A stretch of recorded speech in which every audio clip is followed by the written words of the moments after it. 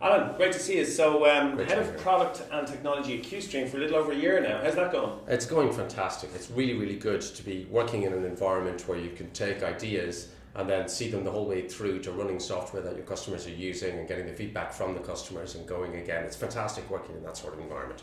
Cool. So you must have some pretty slick DevOps teams, and they can get it all done, right? They can take code from concept right through to production, deployed, everything. There's no ops anymore, right?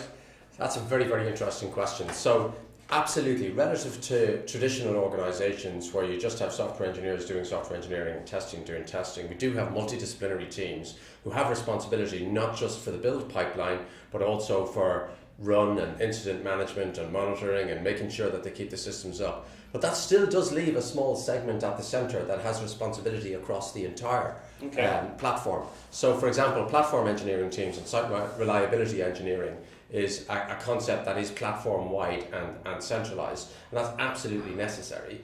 But it is very, very different from having ops as the centralized bit or infrastructure engineering as a centralized bit.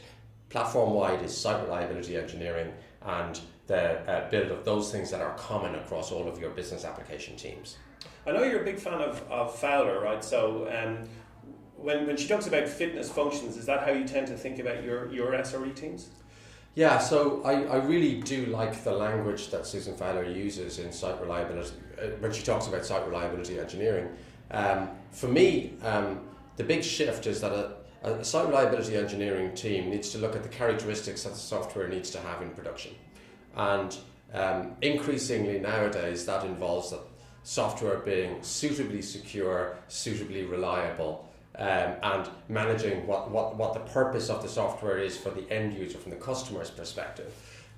Traditionally in organizations, the central infrastructure and operations teams focused on mean time between failures, MTBF. These days, MTTR is much, much more important, making sure that your system is up and running and the time to recover is sufficient in the way that it has been built so that your customer isn't affected. That's how you manage risk in modern technology stacks. Sure, and when you're using concepts like blue-green and so forth, MTTR can be nanoseconds. Yeah, and it should be. So B2C, SaaS B2C concepts are now starting to pervade into B2B contexts and traditional contexts.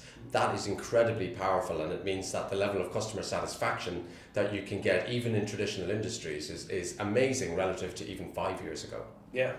Alan, thanks. Thank you.